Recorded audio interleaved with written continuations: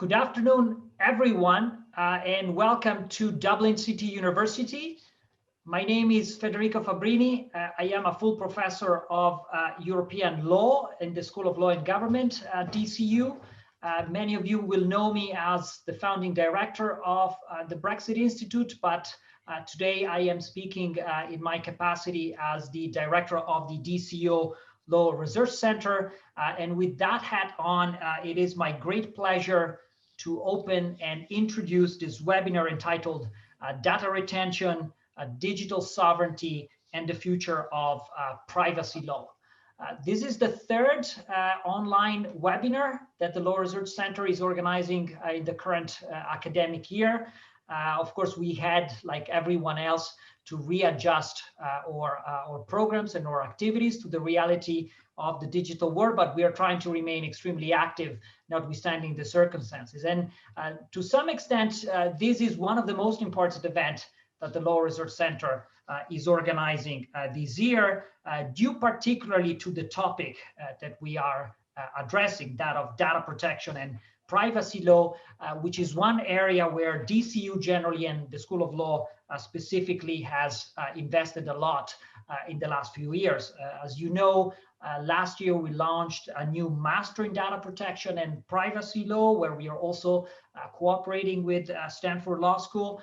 We are also growing the number of staffs working on this specific topic, starting, of course, with my colleague Eduardo Celeste, who I want to thank for steering this initiative, but also including John Quinn, Roshin Costello, Rishi Gulati, and others who are really contributing to build a research cluster in this area of expertise. And of course, this is also a space where we have developed a very fruitful cooperation with the professional world. And in that respect, let me immediately acknowledge and thank Grant Thornton and specifically Mike Harris for the support it has provided us and to this event today. Our meeting this afternoon will give us the opportunity to really do three things. First and foremost, to take stock of the latest development in the field of data protection and privacy law, particularly at the European level. And in this respect, I am truly humbled and honored that Advocate General Spooner of the European Court of Justice has accepted to give a keynote speech. And I know he's trying to connect to this call with some technical difficulties, but we are hopefully going to be able to solve that problem. So we're thrilled to have him, but let me also say we're really pleased to have other prominent speakers, including my good friend and colleague Ariana Vedaski from Bocconi University, with whom years ago we started working on this topic, which remain prominently. Now, besides that, the second opportunity we have today, and it's really a pleasure for me to say so, is that we can use the occasion of this webinar also to formally launch the book Data Protection Beyond Borders that Eduardo Celeste, John Quinn, and myself have edited, and that has literally been published today by Hart Publishing in Oxford. That book collects the proceeding of the latest conference of the DCU Law Research Center, which we hosted 11 months ago in March 2020 at Grant Thornton in Dublin. And that was, for many of us, at least for me, the very last face-to-face event before the pandemic. So we're really pleased that we were able to turn around that book in less than a year and make it available as a contribution to discuss the cutting-edge questions of the protection of data across border, particularly in the transatlantic context. And then last but not least, the purpose of this event is also to launch a new project called the Cross-Border Data Protection Network that is funded by the Irish Research Council, Economic Social Research Council, UK-Ireland Networking Grant, and that is co-led by DCU as well as by other partners. And in that respect, allow me to salute, to congratulate the other participants of this project, starting with Napoleon Xantoulis from Portsmouth University, as well as Edina Harbenia from Aston University. So we have lots of things to do and time is short. So without further ado, I'll really stop here. Let me just emphasize a couple of housekeeping rules. First and foremost, in terms of GDPR, I need to inform everyone we are recording this event to make it available also to students later on. And secondly, from a practical point of view, let me just anticipate that during the Q&A session taking place later today, it will be possible for you to raise questions or comments either by using the chat, which will be directed to the panel chair, or by raising your hand, in which case we will allow you to turn on your mic. So with that two technical information explained, let me thank you once again for being with us this afternoon, and hand straight to my colleague John Quinn for the introduction of the book. Thank you very much. John, the floor is yours. Thanks, Federico, and thank you to everyone who's able to attend today. I'm just going to very briefly outline or describe the content of the book, and then hand you over to our colleague Eduardo Celeste, who's going to chair today's event.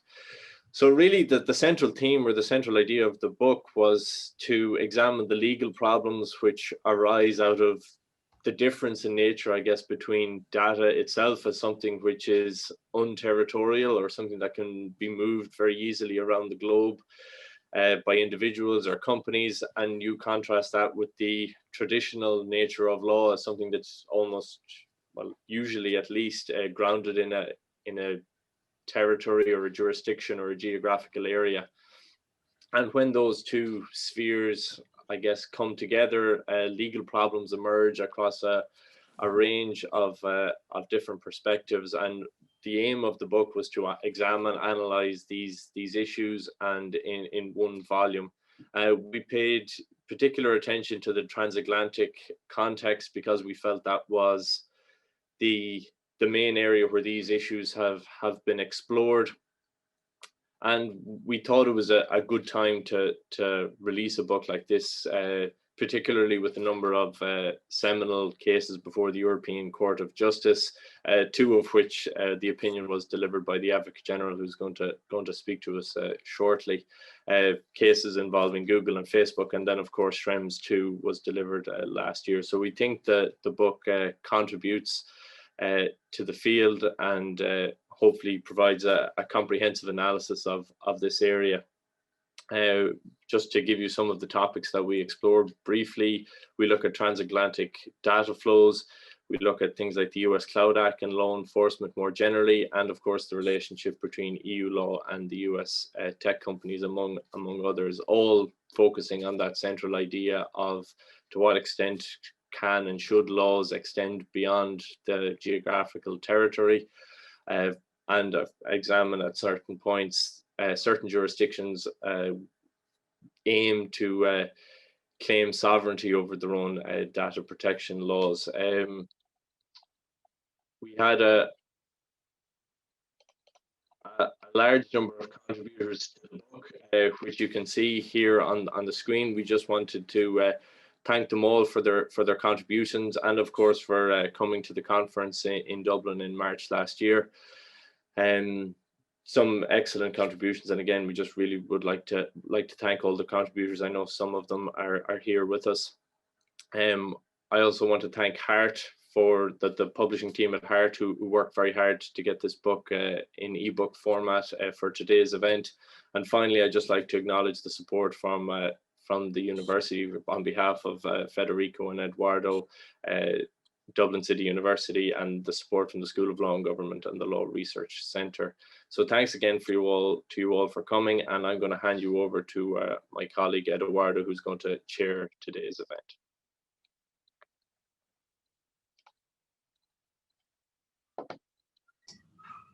Yes, many thanks, John, and hello everyone. Many thanks for joining this meeting. We have the pleasure, after some technical problems, to have the first Advocate General of the Court of Justice of the European Union, Maciej Spunar, who will deliver a keynote speech on the extraterritorial effect of EU law in the digital age. We have Professor Spunar connected in the Zoom room. So we can unmute Professor Spooner. Okay, perfect. We can see him. I will now, in a second, share his slide, and then I will ask Professor Spooner to deliver a presentation for 20 minutes, and then we will start a panel with other experts in the field of data protection and privacy that will be followed by a Q&A session, and then concluded with the official launch of our new project, Cross-Border Data Protection Network. Just a second that I share my screen with the slides, and we can start the presentation by the first Advocate General. Thank you very much, Professor Celeste, for this introduction. Am I heard? Am I heard? Yes, yes, we can perfectly hear you, and now you're able to see the slides as well. So please tell me when I have to change the slides. Thanks. Thank you very much for this introduction. Thank you very much for inviting me to this event of launching this wonderful book. I must say in the first place that actually I sent to all of you a paper about territorial protected data protection, but I decided not to speak about it. I mean, if we have some 2 or 3 questions, I'm ready to reply. If you have some issues to be raised about territorial data protection, I'd rather concentrate on more general issues, and maybe, yes, maybe I would also refer to the Google judgment that I think it's crucially important. I mean, the second Google judgment on territorial scope. Let me start by presenting to you some issues of a general character. So first of all, data protection constitutes a policy field which has traditionally been associated with the European Union. Since mid-1990s, the EU has been very active in the field. In 1995, it adopted the landmark directive in the field, Directive 95/46, which addresses data protection in general and broad terms, and which have been interpreted by the Court of Justice on numerous occasions over the years. Over the years, other sectoral pieces of legislation have followed, such as the Cookie Directive, Directive 2002/58, specifically addressing data protection in the context of so-called surfing on the internet. In 2016, Regulation 2016/679, better known, of course, as a General Data Protection Regulation, GDPR, was adopted. And this piece of legislation constitutes a substantive overhaul of the directive from '95. As a regulation, the GDPR is directly applicable in all member states and does not need to be transposed into national law by each member state, meaning that it is more efficient than a directive. The GDPR is all-encompassing in the sense that it applies both to public authorities and to private economic operators. If you could maybe leave this, okay, thank you very much. You could move the slides. And from this point of view, it's important that, as you know, there are some problems with horizontal effect of directives. So, but by adopting the regulation, the Union managed to overcome these kind of problems. It is therefore of truly horizontal nature.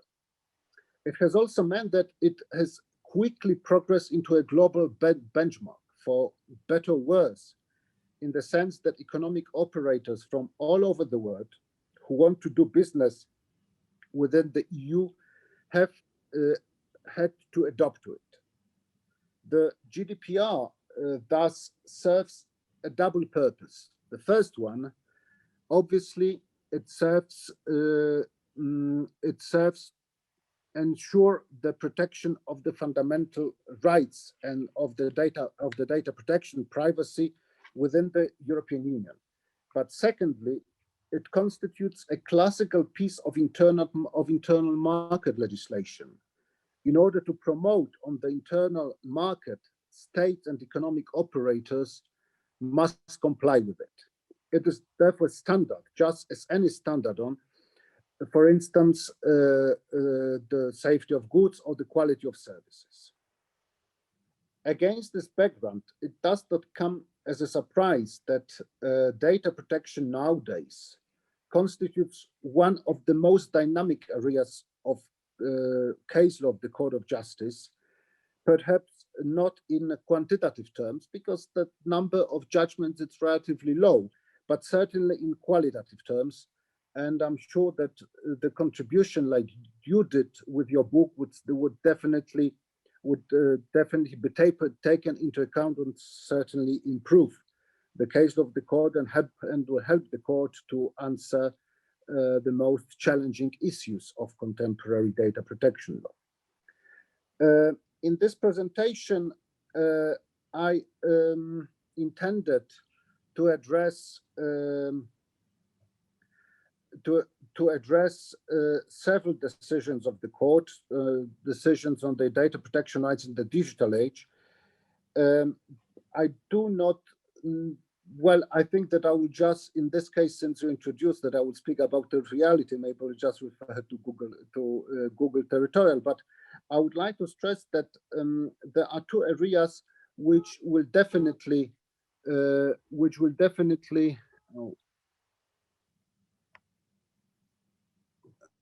you hear me? Because there was an interruption. Yes, we can hear you. Thank you. There was a phone call. I'm using my mobiles since I was not able to join through my computer, and someone called me. So there are some issues I will not cover. First, the specific question of the relationship of balancing and trade-off between data protection and national security, like cases Tele 2 or La Quadrature du Net case law. And I will not deal with questions relating to international data transfers, notably with the US, Safe Shield, the Schrems case. Let me now start. So if you could be so kind to refer directly, because there are some other slides. There is the first Google case on the sensitive data. Just for your information, the most important outcome of this case is that it concerns so-called sensitive data, and in this decision, which was actually a parallel reference from the French Council of State, it concerns to what extent Google as a controller is obliged to comply with the special rules on the protection of sensitive data. And the conclusion and the decision recorded, it should be done upon a request of a person concerned, of a subject concerned, and it is imposed on the Google as a controller, as an operator of an engine, to carry out the assessment where other fundamental rights or fundamental principles are at stake. But let proceed, if you could be so kind, Eduardo, to go directly to the Google territorial scope, which is actually slide number 17. It starts with the slide number 17. And it all started with the famous decision Google Spain, where the court introduced the concept of delisting, dereferencing, and then this concept was actually introduced in the GDPR. GDPR provided for the rules of dereferencing. What is important to emphasize that the concept of dereferencing, delisting, it's not based on illegality, that an information concern is illegal. It simply relies only on the data protection and the fact that a person concerned as a data subject may not wish to appear to be indexed by the search engine by Google, and that his name is associated with particular facts or events. So that was the decision. And of course, the principal outcome of the Google Spain decision was that Google has to be concerned as a controller itself. And as I said, these principles were then incorporated into the Gdpr, and the court rendered its decision in the Google territorial scope of protection case on the 24th of September 2019. It was a decision, it was the judgment of the Grand Chamber of the court, so it means that the court considered this case to be crucially important. It's easier for me to speak because I will only refer to the judgment. Formally, as you know, I mean, I delivered an opinion in this case, and in my opinion, of course, in general, the court followed the opinion, but nevertheless, the reasoning, the grounds on which the court based its decision were, I would say, substantially different than my proposal. So in this case, the basic question was whether what should be the scope of removal of modifying the search engine of Google. The request came from France, and the question was, since Google refused to delist certain information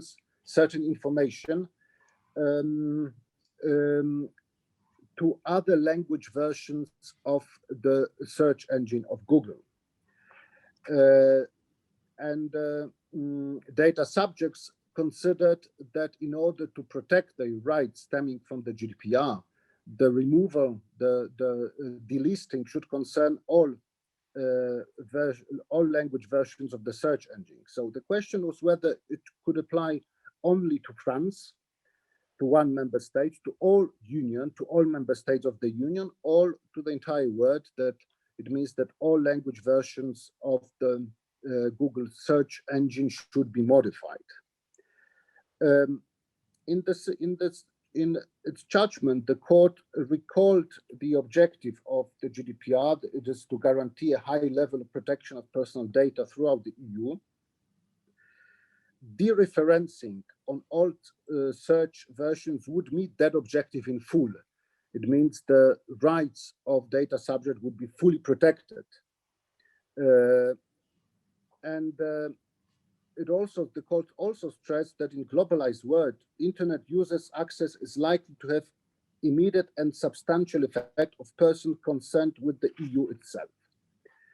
The court first underlined, if you could switch to slide number 21, that the union has the competence to adopt rules on dereferencing, the listing that would be applicable worldwide. But the legislature of the union did not use this possibility. And for different reasons, the court emphasized this reason on the following slides, still in paragraph 43, but on my slide 22, that many third states do not recognize the right to dereferencing, and the protection of personal data is not absolute, but must be considered in relation to its function in society and be balanced against other fundamental rights. Balance between right to privacy and protection of personal data and freedom of information of internet users is likely to vary significantly around the world. Indeed,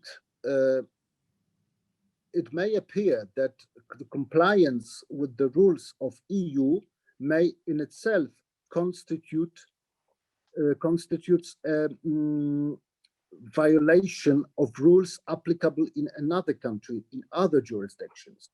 So the court said that even though the union legislature had the competence, this competence in exercise was actually exercised in such a way that it requires delisting, dereferencing only on the language versions of the corresponding to all EU member states. That is, Google is obliged to dereference only if the search is initiated through the Google engine, the Google machine from one of the member states. And here there was, of course, the question of the geo-blocking, to what extent it is effective, it is not effective. For your information, there was a huge debate on that issue during the hearing, that as the parties were not in agreement about the effectiveness of the geo-blocking technique, but that was the result of the court. But what is important to emphasize that the court noted that even if EU law does not currently require that the dereferencing granted concern all versions of the engine in question, it also does not prohibit such a practice. Accordingly, a supervisory or judicial authority of a member state remains competent to weigh up, in the light of the national standards of protection of fundamental rights, a data subject right to privacy. So, in other words, this is the famous Meloni case law of the Court of Justice, that sometimes the protection of fundamental rights on the national level may go further. And in this case, national authorities could in theory, impose obligations going further. That is also towards the third states, of course, to the extent it does not impede the objectives of the union. For those who are familiar, my approach was different. Of course, the outcome was the same, that Google is not obliged to proceed to delisting globally. But my proposal, the opinion, was to base this logic more on the private law approach, where is to say, to actually balance the conflicting fundamental rights in a concrete case. So to say simply, the union legislator did not regulate specifically this territorial scope of protection. It is in each case for national authorities, for the authorities applying the GDPR, to assess whether in a particular case a global dereferencing is necessary. In this case, my proposal was to say that it's not the case, but I did not exclude at the outset that there might be situations where such a global dereferencing would be required under EU law. So this is one of the examples of the case law where the Advocate General is formally followed. And if we look at the outcome of the decision, it's perfectly as the Advocate General proposed, but in reality, the reasoning which underpinned the opinion of Advocate General was not followed by the Court of Justice. So let me stop here, and I would be happy to, if you have any questions or comments, to listen. I'm of course not in a position to criticize the court, but I'm not prevented from listening to critical comments. So thank you very much, and many congratulations. I'm sure that the book would definitely contribute to coherence and to the development of the European data protection law. Many thanks, Advocate General Spooner, for his presentation of the Google case, which was indeed the case that we have analyzed in our book, and particularly my colleague John Quinn, together with other renowned expert, analyzed in several parts of the book. I would like to thank Advocate General for joining our meeting. I think that we can then have a discussion in the Q&A session later with the other panelists. But without further ado, I would like to then introduce the panel and thank you, Advocate General Spooner, once again for for joining us today and for your time, especially in light of your very, very busy schedule. Thank you very much. Thank you very much. I would like then to introduce our first speaker today, a colleague of mine, Roshin Costello, assistant professor at the School of Law and Government at DCU, former graduate of Trinity College Dublin, where she completed her PhD. Roshin is a qualified barrister. She researches and works in the field of EU law, and particularly on the right to privacy and media law. She's a co-investigator in the project Cross-Border Data Protection Network that we will launch at the end of this meeting. But particularly today in her presentation, she will reflect and interrogate on the blanket use of the idea of the Brussels effect to patterns of extraterritorial lawmaking, which are non-regulatory in nature. A question which is actually very related to what Advocate General Spooner has just presented in his few slides. So Roshin, many thanks for joining us. The floor is yours. Thanks so much, Eduardo. And I think I'm going to have to begin, of course, by congratulating my colleagues on the production of a volume, which is both very timely in terms of some of the recent decisions we've had from the Court of Justice, but also incredibly insightful in exposing some of the underlying tensions, I suppose, which continue to echo through certainly technology law and in particular privacy. In that respect, the volume is, I think, hugely beneficial to anybody. And I know I have some of my students here this evening who are starting out thinking about ideas of territoriality, sovereignty, and I suppose the projection of borders from traditional offline contexts onto digital spheres.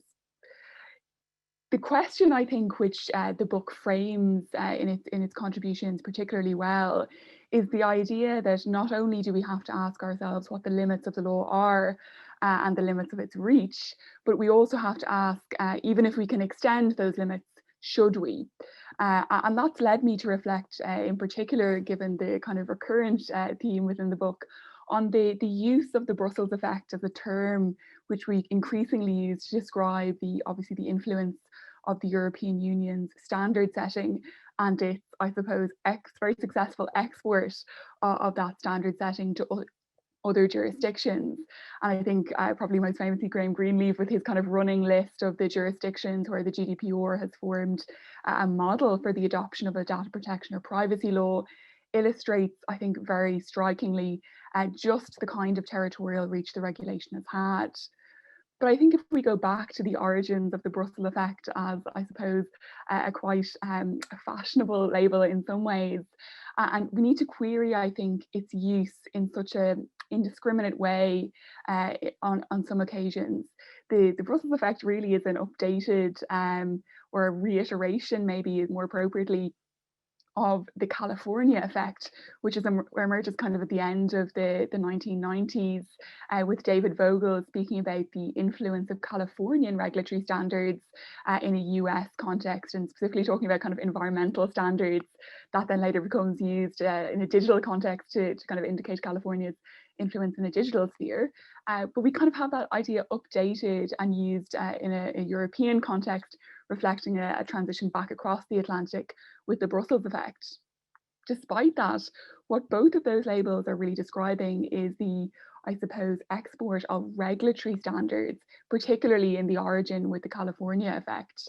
And I think it's probably opposite at this point, certainly in the union's development and the development of the union's influence in terms of data protection, to reflect on whether what we're actually doing or what we're engaged in more generally as member states and as members of the union is in fact the export of regulatory standards, or whether what we're doing is now creeping into an export of essentially European values.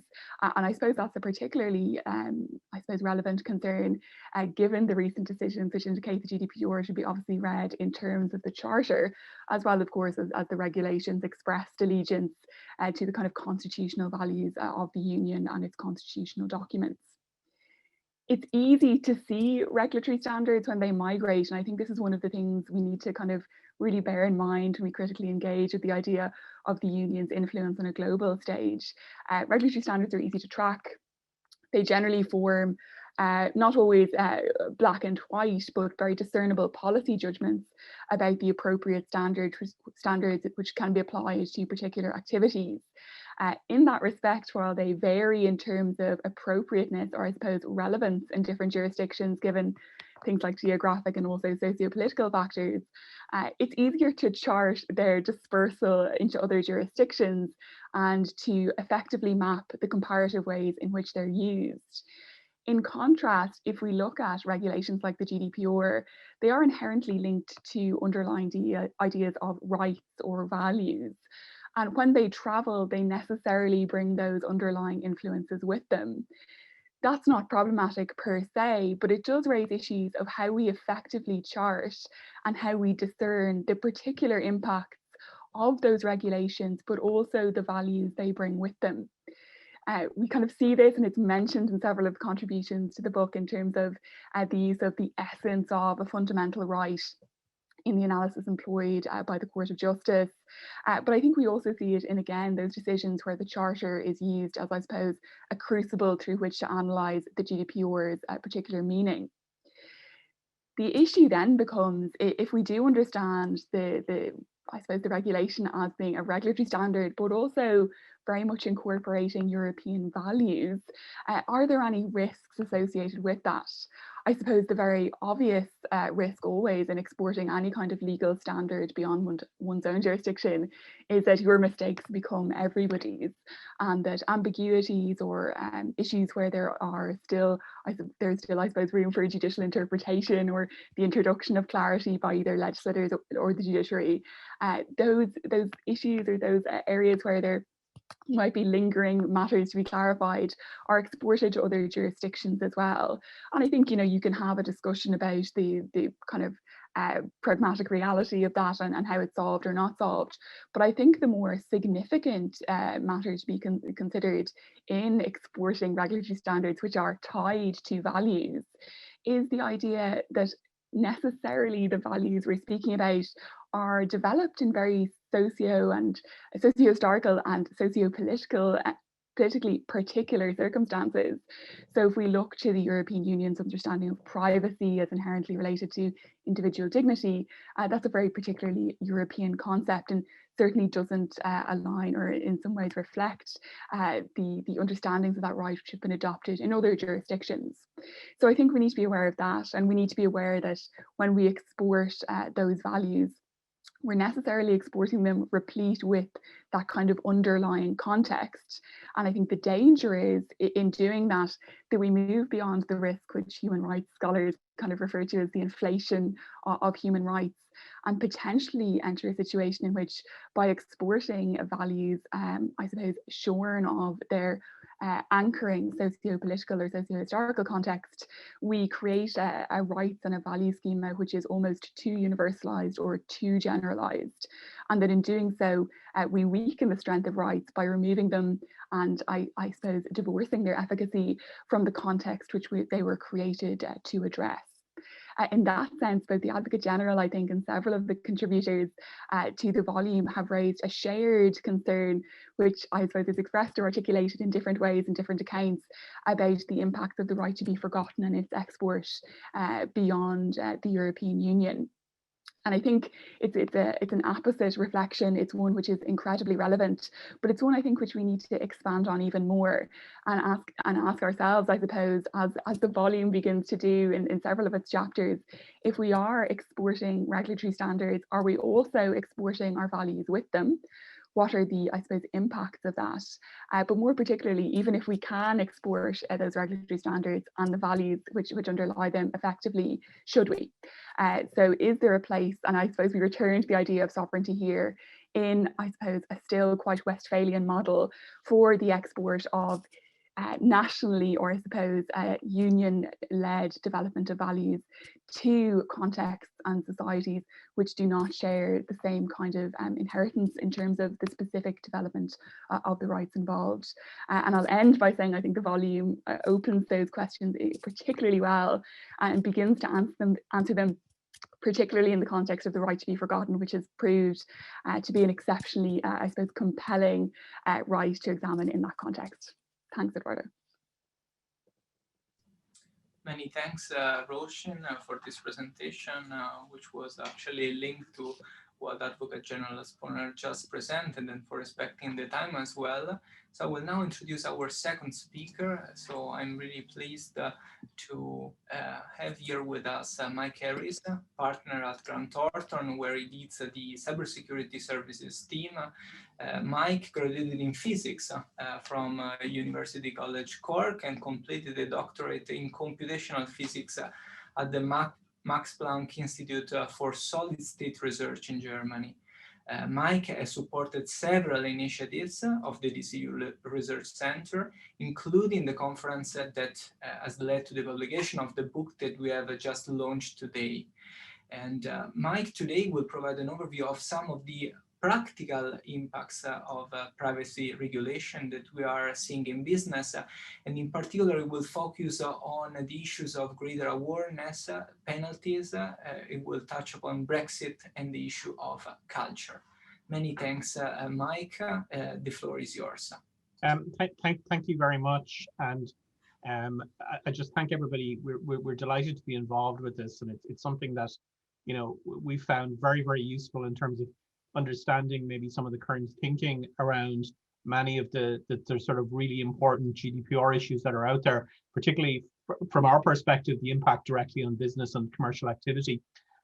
What I was going to talk about for the next 5 to 7 minutes or so was just some of the trends that we've seen over the last year or so across the organizations that we deal with from a data protection and more specifically a GDPR and maybe e-privacy perspective. And you know what I think we've seen at a high level is increasing awareness around GDPR within organizations. Whether that's translating into increasing levels of compliance is a little bit of an open question. But I suppose in the first place, you know, the general awareness around privacy and privacy risks that individuals run has certainly, I think, increased over the last year or so, whether that's driven by our increased love of technology, whether we're using Zoom and other technologies like that, our increased use of social media, because, you know, that's how we communicate in the COVID world. But certainly, and we're seeing this from our interaction with commercial organizations, they're seeing is with their retail customers and the people they deal with on a day-to-day perspective, whether it's, you know, concern around how profiling and other activities are carried out on customers and the information that they're sharing with customers. Certainly the questions and the challenges they put to commercial organizations has changed.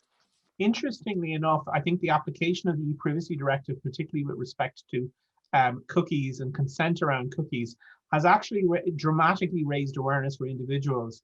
You know, we'll all be familiar with the drop-down menus and you know the clicking that we have to do now in order to get into many websites. But what's interesting is that individuals are commenting on the difference between, you know, compliant websites that you tend to see in the European Union and maybe less compliant, and it comes back to the extraterritorial nature of some of this that they see in other jurisdictions, for example, in the US, etc. And this is something that I think, you know, it's very front and center for people. They're dealing with it from a day-to-day perspective, and it does really push the issues of privacy front and center for them.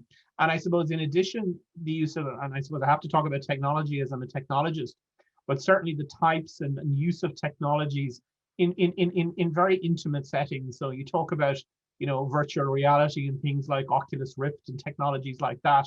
You know, the Oculus Rift 2, you know, which ultimately is a Facebook product, it introduces 6 cameras into your house.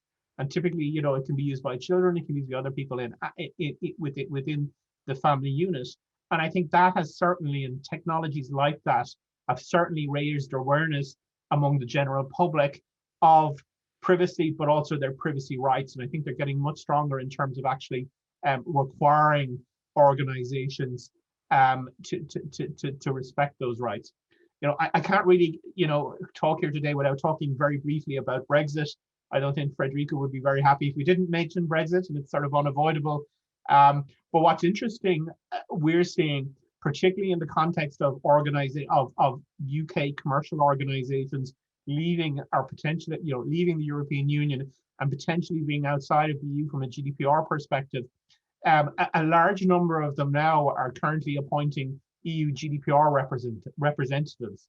So it comes back to the ultimate lack of a one-stop shop mechanism where, previously they would have dealt with the ICO in the UK, but now that they're outside of the EU, they're going to potentially have to deal with both the ICO and a regulator in another country. And many of them, particularly from a retail perspective, so those that sell from a retail perspective into the European Union, they are appointing EU representatives. And that is actually something that's only really kicked off in the last 6 months or so. The next piece I wanted to talk about was, and this I think is driving within commercial organizations and increasing focus on GDPR and GDPR compliance, is the regulatory penalties. I think if you look, DLA Piper do a really good survey every year around data breach reporting within the European Union and a number of other things. And I think, since GDPR has been came into force on the 25th of May 2018, there's been about 281,000 data breach notifications across the European Union. The leading country for data breach notifications has been Germany, followed by the Netherlands, the United Kingdom, and then Denmark and Ireland. And what's interesting, if you look at the number of notifications per 100,000 of population, I think we're used to looking at stats per 100,000 of population at the moment. The countries that have the highest, I suppose, rate of reporting per 100,000 is Denmark, the Netherlands, and Ireland, with something of the order of 155 reports per 100,000 in the Netherlands, about 150. It's about 150 in Denmark, and then Ireland is in third place with 127. And then there's many countries who are much, much lower than that. But it does maybe, I think, speak to the compliance culture around GDPR that varies in the different countries across the European Union. But certainly what's probably caught the attention at the moment is the fining, and is the fact that fines have grown and have been growing year on year since the implementation of GDPR. From a general perspective, we see Google in France being fined 50 million. In Ireland, even there's been fines on Twitter and Tusla, who are a public body dealing with children. But what's interesting, if you look at some of the fines, and particularly if you look at some of the UK fines, where there was quite large numbers fined with both Marriott and British Airways, who were fined. Well, British Airways was fined initially in the order of sort of around 300 million euros.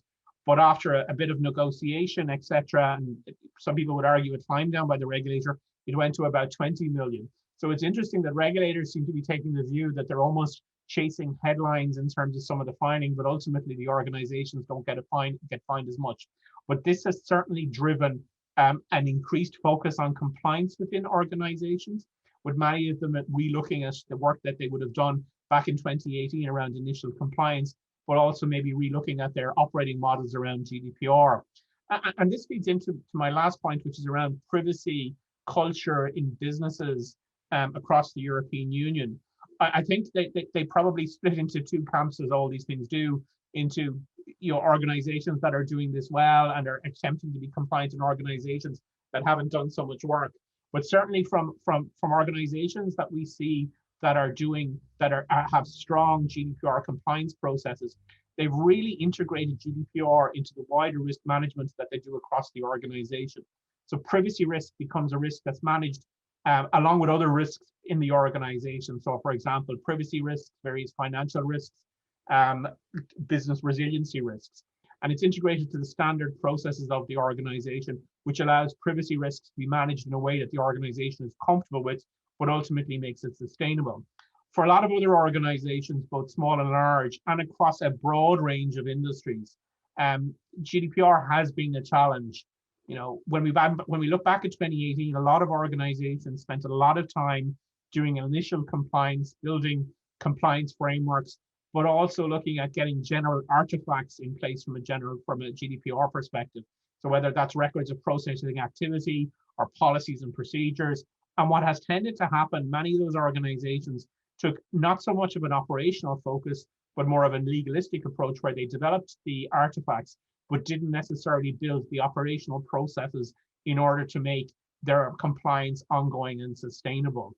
And in those cases, those organizations, on the back of some of the fines, on the back of the increased awareness that they're seeing from their customers, are now looking to revisit some of those things and are beginning to spend on GDPR compliance again. The challenge that I think we had maybe a year and a half ago was many organizations felt that the privacy risk or the risk of being caught out or fined for a GDPR breach, wasn't actually worth. It was actually cheaper to pay the fine than it would have been to spend on being compliant.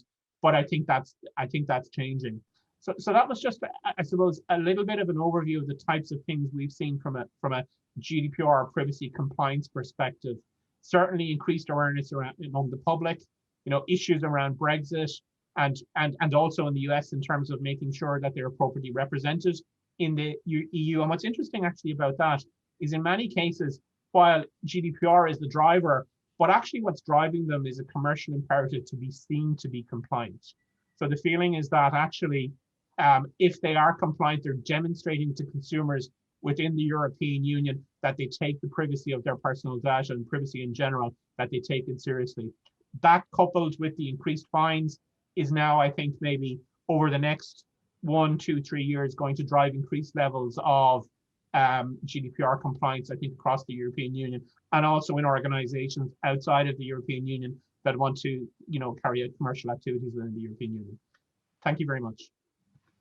Many thanks, Mike, for this very practical insight related to privacy and data protection. I would like, therefore, to introduce our third speaker, Dr. Edin Armenia, a senior lecturer in media and privacy law at Aston University. So Edina is our co-investigator in the project Cross-Border Data Protection. She's the chief editor of the Edinburgh University Press series on future law, and today your presentation will be on the uncertainties related to the UK adequacy decision. So we will talk a bit and we will focus a bit more on the consequences of Brexit from a data protection perspective. Many thanks, Edina, the floor is yours. Thanks, Eduardo, for the opportunity. I hope you can see the slides now. Okay, so to address the fatigue, I think it's good to switch between speakers and slides. I'm sure everyone is tired of Zoom and other platforms. So I will try to really be on time because I'm aware that there's still quite a lot of there are a few items left on the program. So what I'm going to talk about is perhaps following on Mike's talk nicely, because it's a bit more practical, and I think Roshin has given us a really nice conceptual framing and overview in her contributions. I think that was really, really great, so that I can now perhaps dive into some more practical or political / legal issues around Brexit and the adequacy decision. For some of you, this might be really common knowledge almost unknown, so I apologize for those of you who have much wider expertise than me in this area. So I think at least for some of you, I might open some new questions, at least in this uncertain period for Brexit and non-Brexit for adequacy. So just looking at, I would like to start with this political statement around adequacy in the Brexit deal and the part of the declaration adopted by the two sides. So European Commission promised to promptly launch the procedure for the adoption of that adequacy decision, and that has happened. But at the moment we are in this flux, seeing what will happen, and in quite an uncertain period for many reasons, that some of which I will point out today, and some of which we'll explore in an event that we're organizing, and that we'll mention at the end of this event. So having that in mind, I'm just going to list here, I'm not going to read anything off this slide, and this might be helpful to students rather than to colleagues who are aware of these instruments already. So the UK GDPR and DPA that are now sort of the main instruments in the UK post-Brexit, and the killing schedules that show changes that were which the DPA was amended, but also the UK GDPR. So what we have at the moment is this bridge, or some called it the privacy brolly, with the UK, where in the next 4 to 6 months. The UK, according to Brexit deal or the Trade and Cooperation Agreement, is the adequacy decision is being considered, and the UK is given this bridge where the trade in personal data is still allowed and considered compliant. So is it likely that the UK will get adequacy decision, meaning that the data protection regime plus other elements that are assessed within this framework are essentially equivalent to the EU's or not? Some would argue there are divergent views around this, and obviously this is a highly political question, and we can't be, I think, naive here and think that it's a mostly legal question, because it's not. And we've seen this with Privacy Shield and everything that happened with the US, and we will definitely see, I think, similar events with the UK. So Karen McCullough argues that it's impossible to predict. One of the major names in this area, scholars in this area, who has been working on the implications of Brexit and cross-border data protection for a long time, and really a person that I consider the expert in the area, and that will speak in our event as well. Corfin Brown would strongly argue that adequacy is impossible for many reasons, that some which I will mention. But then the UCL policy paper from 2020 would argue that probably UK will probably get adequacy. So in terms of the scholarly views, there are different opinions. Key concerns that are raised and that will be raised are obviously national security, intelligence services, and surveillance laws of the UK, but also onwards transfer in particular, the transfer to the US, and then Digital Economy Act 2017 and some definitions of personal data there, plus the immigration exemption. So the key concerns. And then in terms of the law enforcement and surveillance laws, I will not attempt to go into any of these cases, and I know that Ariana will, I think, talk about these cases in more detail, but I'm just raising a series of very relevant cases, some which were decided towards the end of last year, October 2020, that raised some concerns around, in particular, the following act, the Investigatory Powers Act, where certain concerns that existed previously with RIPA were addressed, but then there is still criticism around the scope of retention and bulk acquisition notices and bulk data retention generally. So it will be interesting to see what the European Commission thinks about this, and where we get more information. And then in terms of the other recent developments here, we've had the Privacy International and Liberties challenge data handling arrangements by the surveillance law enforcement agencies before the Investigatory Powers Tribunal. So there is a lot going on in this area, and really it's a key concern that should be one of the major obstacles to the adequacy decisions. So if there is no adequacy, obviously, post June 2021, there are other options according to GDPR, standard data protection clauses, binding corporate rules, codes of conduct, derogations. However, some of these are less clear and obviously time consuming to implement, might be for the companies and the industry in particular.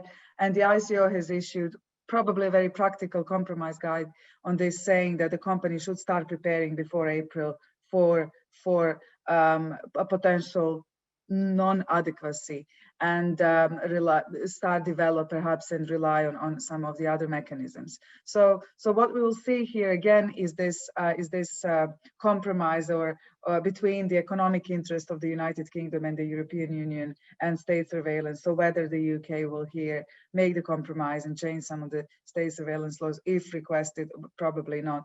But again, the tension here is not just on the fundamental rights and the data protection itself, but the economic and state surveillance versus state surveillance interests that has been pointed out by other scholars as well. So I think I've just very quickly now noted some of the tensions here rather than answered anything really because of the uncertainty that still exists. But I hope that I have maybe for some of you opened some avenues for thought, and for others maybe I have stated the obvious, so I apologize.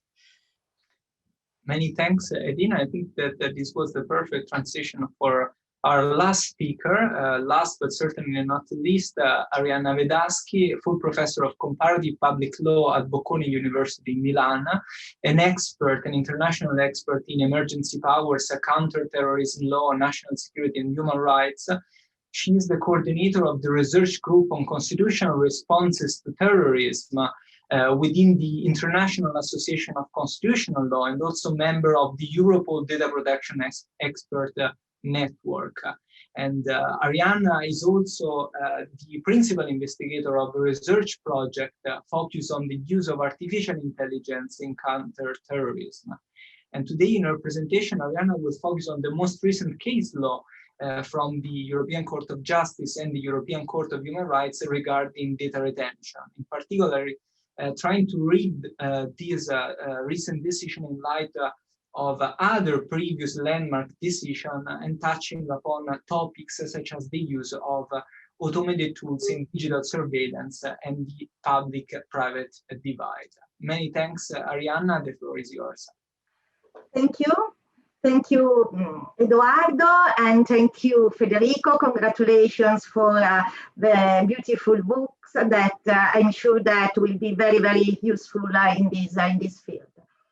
And also thank you to the DCU for hosting this event, and thank you to the other speakers. Well, my presentation deals with data retention in the fight against international terrorism in the case law of the European Court of Justice. And I'll also make a reference to the European Court of Human Rights. I would like to pay attention to the use of automatic technology, as well as to public and private cooperation. I take into consideration digital rights, Schrems 1 and 2, Tele2, PNR opinion, and the two recent cases decided on the same day, La Quadrature du Nez and Privacy International. I think that all these decisions mark an evolution through which the European Court, on the one hand, reinforced some points, among others, the need for human review of automatic decision-making, and on the other hand, shed light on nuances, such as an increasing de facto role of the European Union in national security matters. I know that I don't have much time, just 7 or 10 minutes, so I'll highlight 3 crucial aspects, and then during the debate, we can go back to this point and to be more precise.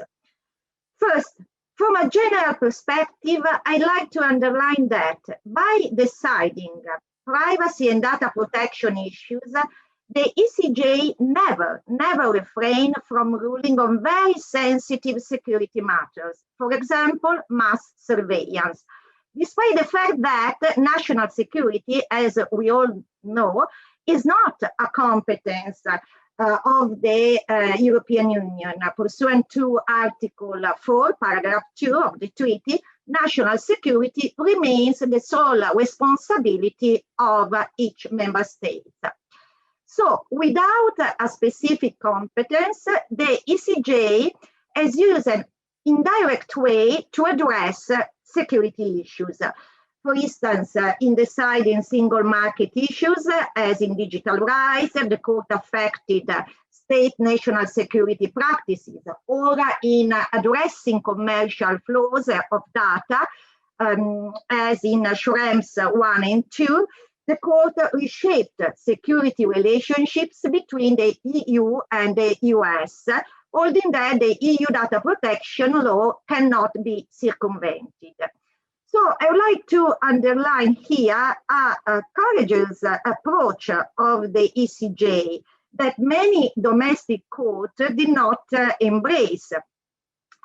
And indeed, in ruling on privacy and data protection versus national security, the ECJ never took a utopian, I would like to say, approach, saying that rights and freedoms always prevail over security needs.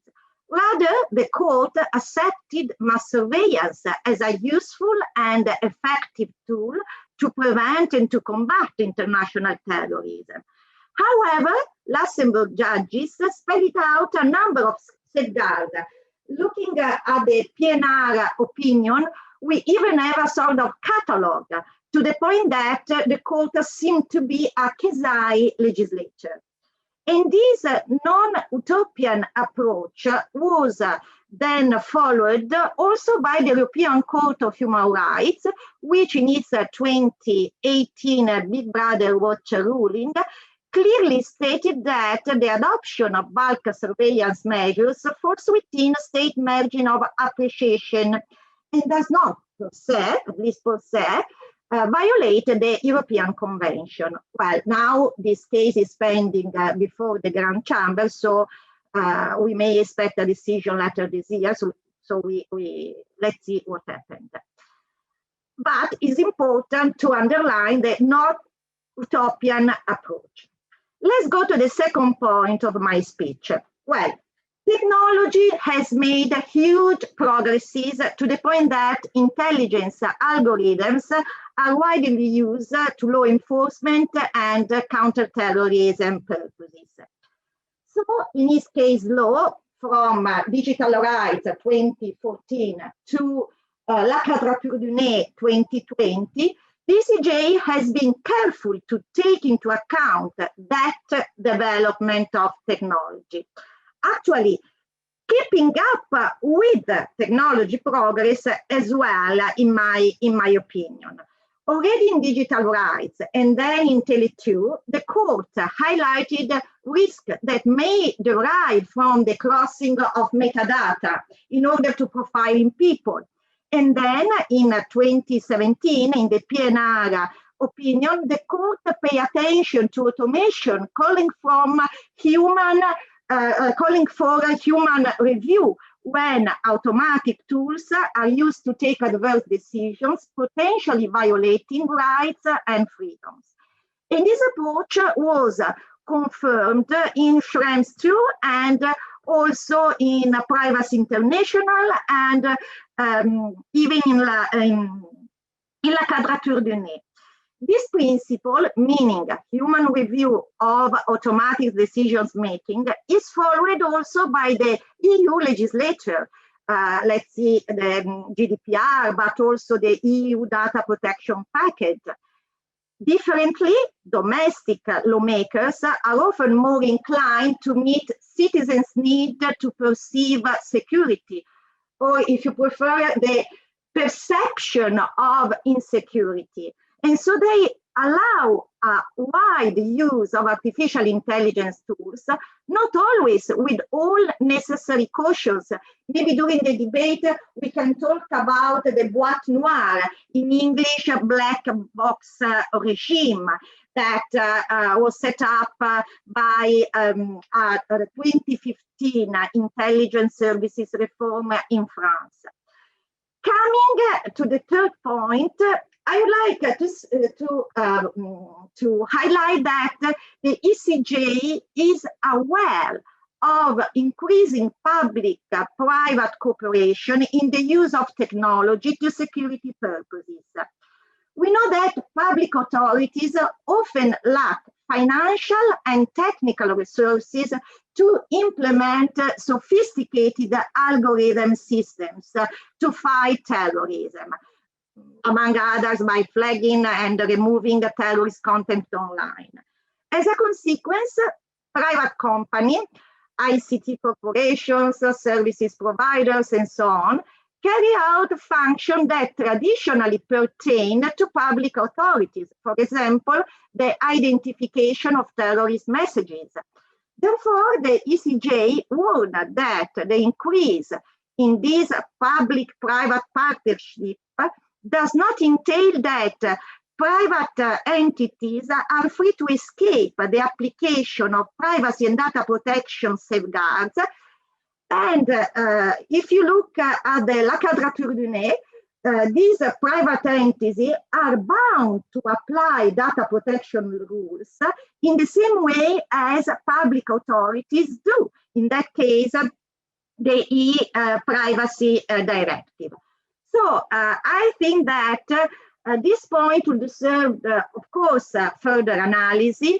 And I hope that during our debate, we can come back to these points and to address them in depth. Thank you, and every comment or question is very welcome. Many thanks, Arianna, for your presentation. I know that we had only little time, so many thanks for highlighting the main issues related to data retention. I would like now to open the floor for a quick Q&A session. So please feel free to unmute yourself and to ask a question directly to the speakers, introducing yourself. And otherwise, you can use the chat, and I will make sure maybe to collect some question and then to address the question to the speakers. So let me see if there are some questions. Otherwise, I will start with the general question for the speakers. I think, Eduardo, we have received by email a question from Donald Kelly. I can read it if you want. Yes, please, Federico. So Donald, I don't know if he's still in. So he's asking, I read a post of the Data Protection Commission outlining how to process customer data for COVID contact tracing. With this guideline in mind, as a large number of us have been at home for increasing periods of time of the past year with increasing internet usage, would you say that our personal information has been more at risk than ever before? So this is a general question related to data protection in the context of COVID-19. Maybe there are other questions that we can collect and then distribute to the speakers on these and the other topics that we have analyzed today. I don't see any questions in the chat. Is there any question from the speakers as well that you would like to ask? I might then jump in and ask myself a question to Edina, really, since she touched on Brexit, and as Mike knows, I kind of get excited just about hearing the word. No, so jokes aside, I mean, thanks a lot for your presentation. The question I wanted to ask you, it's speculative, but okay, the title of this event is also the future of privacy law, so we can probably play with our crystal balls, and I suppose to put the question bluntly is, who has to lose most if there is no adequacy decision between the EU and the UK? I mean, the politics of this is quite clear. The EU doesn't want to give any free ticket to the Brits after Brexit, but in your views, having looked at this carefully, I mean, who stands to lose more in this game of chicken? I would say that's a $1 billion question, or £1 billion or euro question.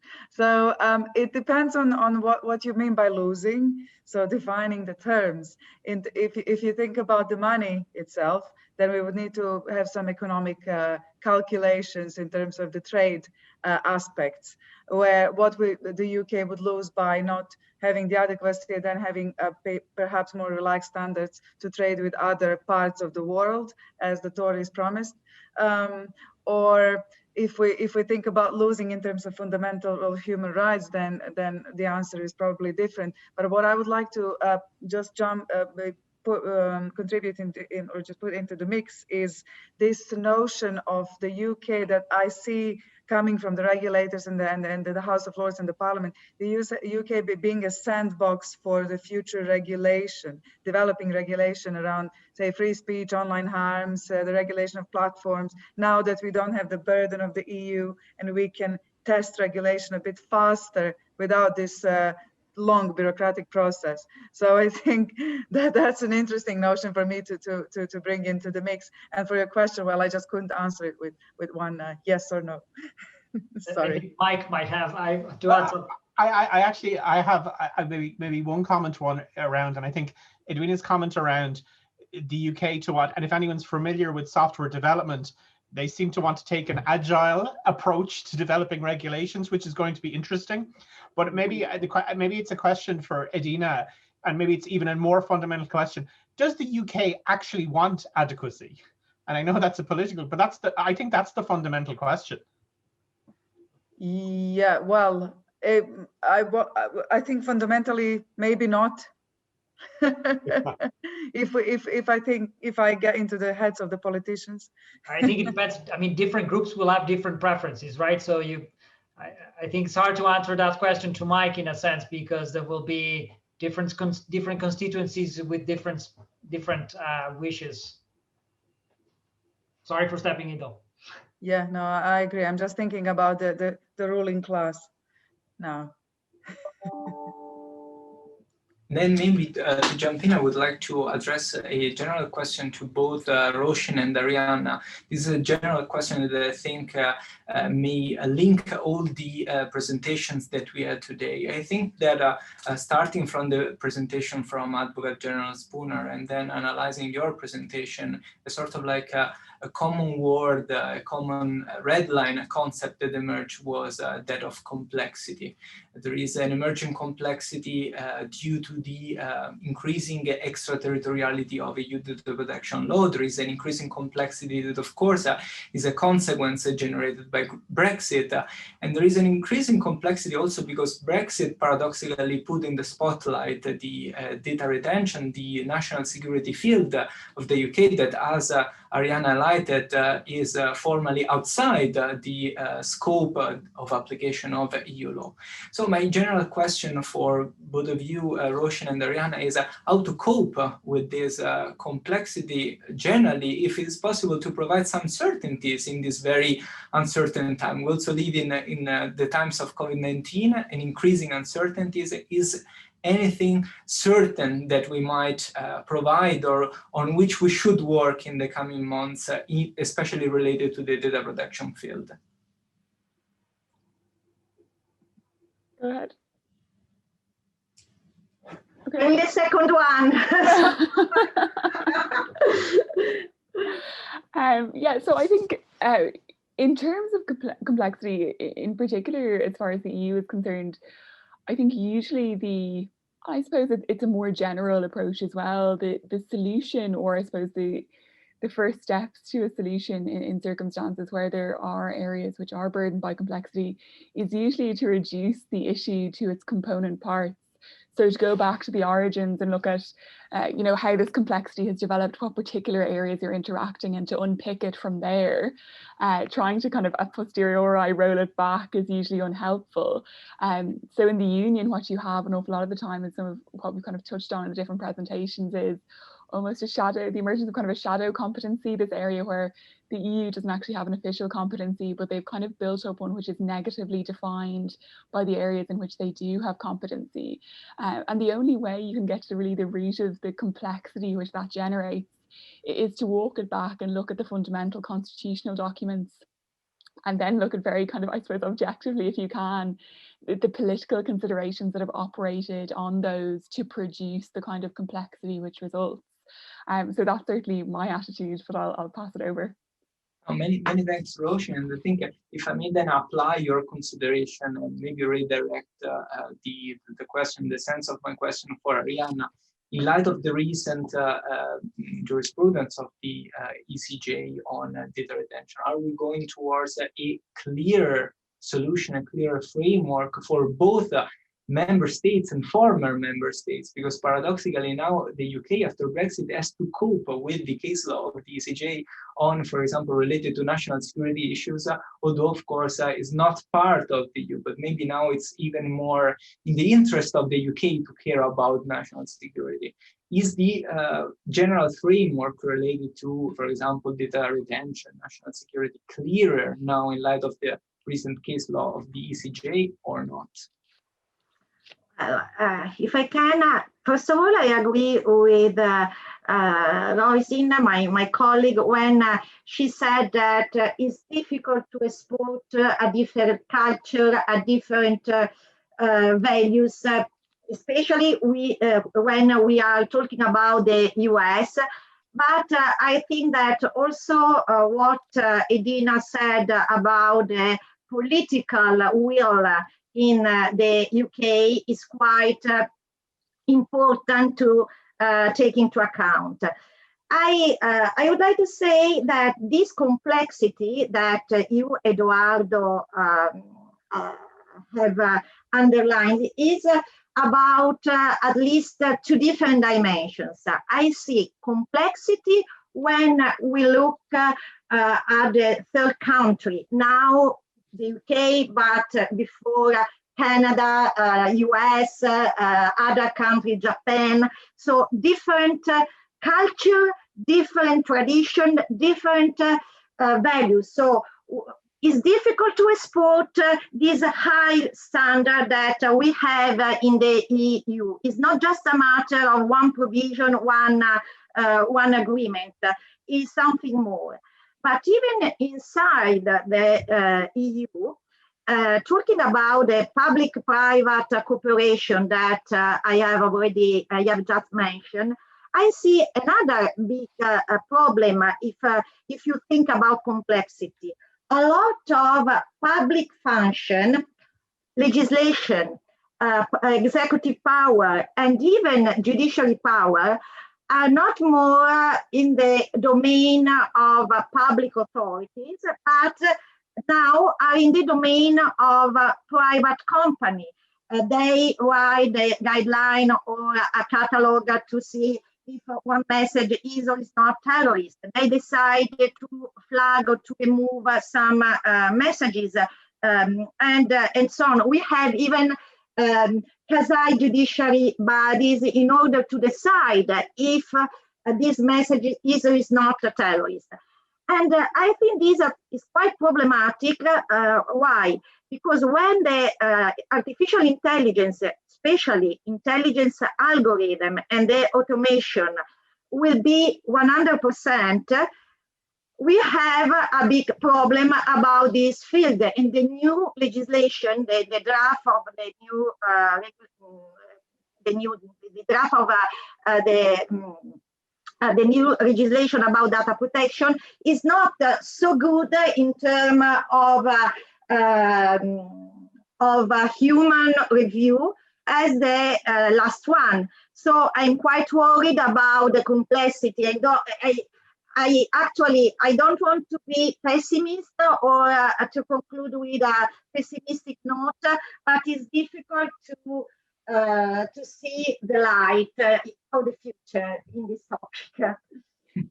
Many thanks, Arianna, especially for this last more positive note. And I think the perfect transition. We are now running out of time, but just to give the word to my colleague, Dr. Napoleon Xantoulis, who will briefly present and officially launch our new project, the Cross-Border Data Protection Network, which is a project jointly funded by the IRC and the UK ECRC.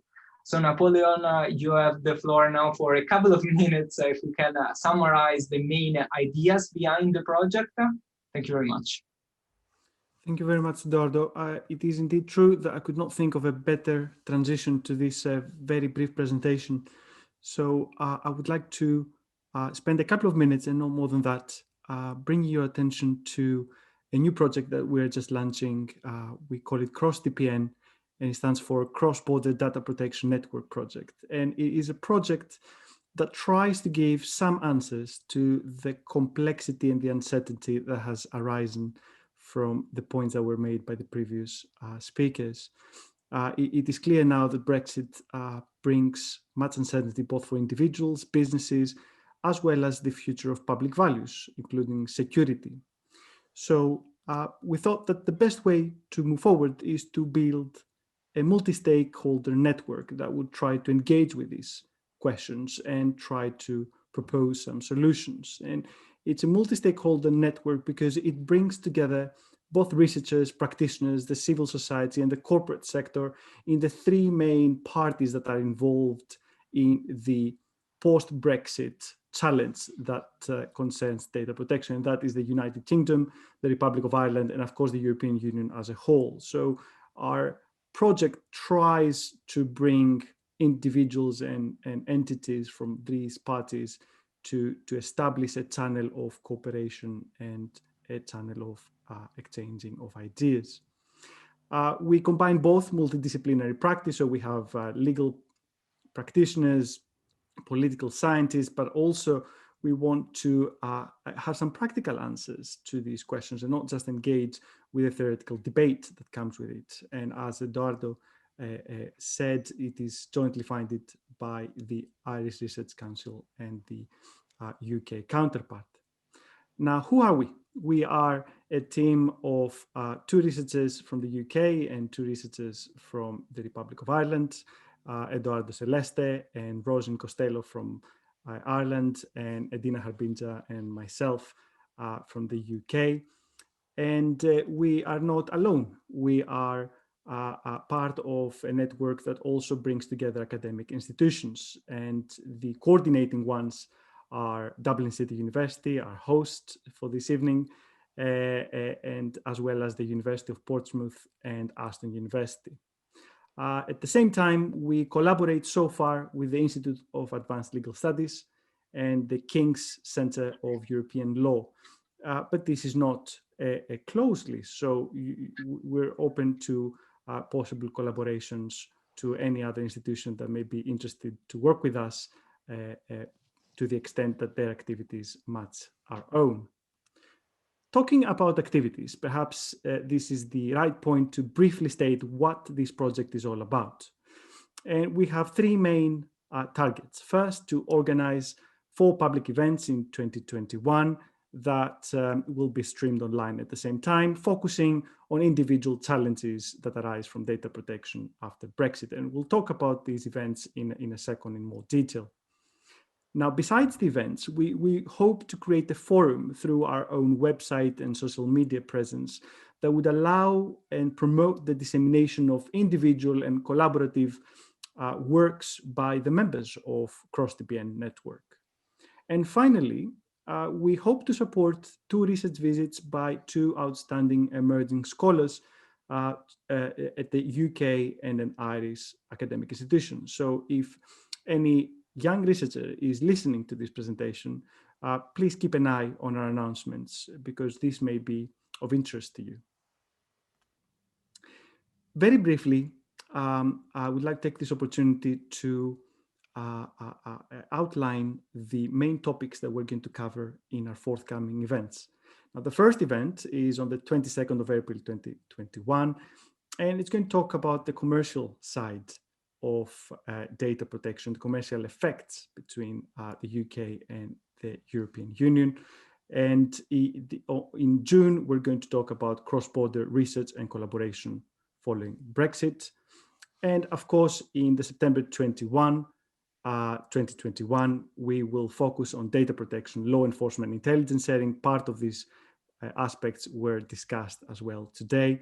And we'll finish in December 2021 with an event that will focus on institutional collaboration. It will try to explore what avenues the European Union, Ireland, and the UK can build to maintain a level of administrative, judicial, and a broadly institutional cooperation in this field.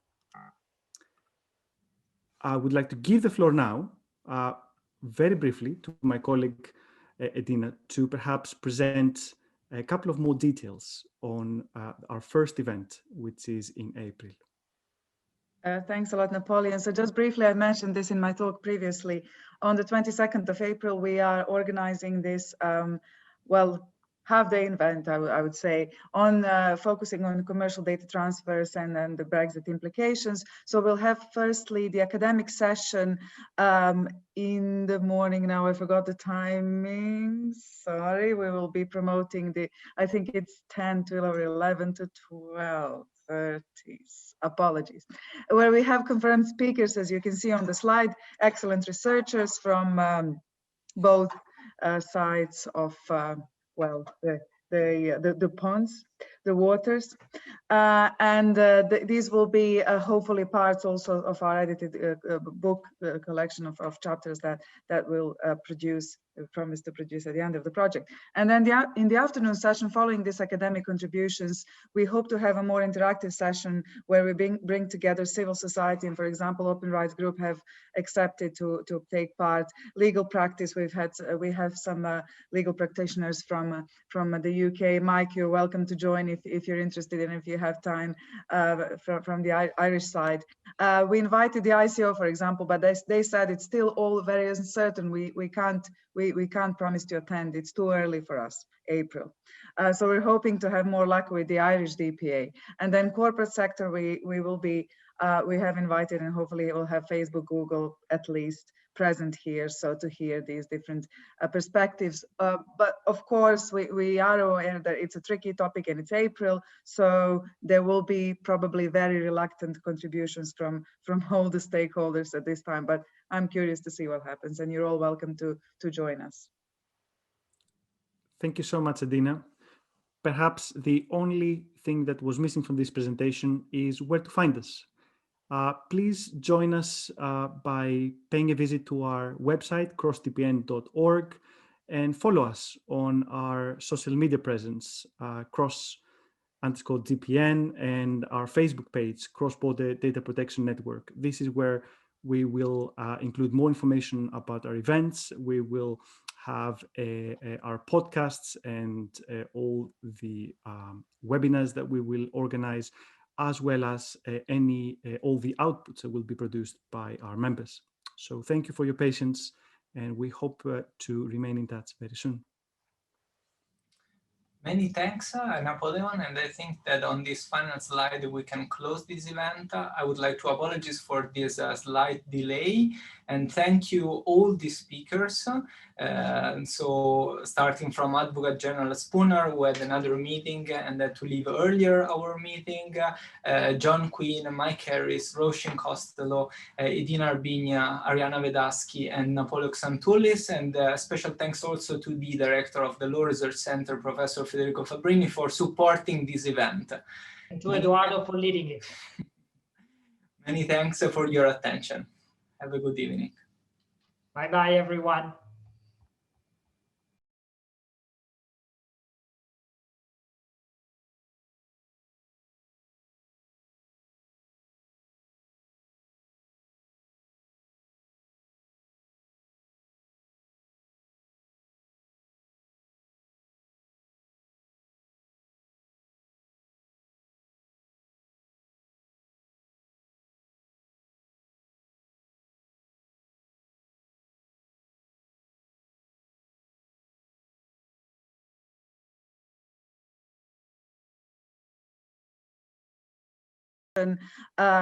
In the morning now, I forgot the timing. Sorry, we will be promoting I think it's 10 to 11 to 12:30. Apologies. Where we have confirmed speakers, as you can see on the slide, excellent researchers from both sides of the ponds, the waters, these will be hopefully parts also of our edited book collection of chapters that will promise to produce at the end of the project. And then in the afternoon session following this academic contributions, we hope to have a more interactive session where we bring together civil society, and for example, Open Rights Group have accepted to take part. Legal practice, we have some legal practitioners from the UK. Mike, you're welcome to join if you're interested and if you have time from the Irish side. We invited the ICO, for example, but they said it's still all very uncertain. We can't promise to attend. It's too early for us, April. So we're hoping to have more luck with the Irish DPA. And then corporate sector, we have invited, and hopefully we'll have Facebook, Google at least present here, so to hear these different perspectives. But of course, we are aware that it's a tricky topic and it's April, so there will be probably very reluctant contributions from all the stakeholders at this time, but I'm curious to see what happens, and you're all welcome to join us. Thank you so much, Edina. Perhaps the only thing that was missing from this presentation is where to find us. Please join us by paying a visit to our website, CROSS-DPN.org, and follow us on our social media presence, CROSS-DPN, and our Facebook page, Cross-Border Data Protection Network. This is where we will include more information about our events. We will have our podcasts and all the webinars that we will organize, as well as all the outputs that will be produced by our members. So thank you for your patience, and we hope to remain in touch very soon.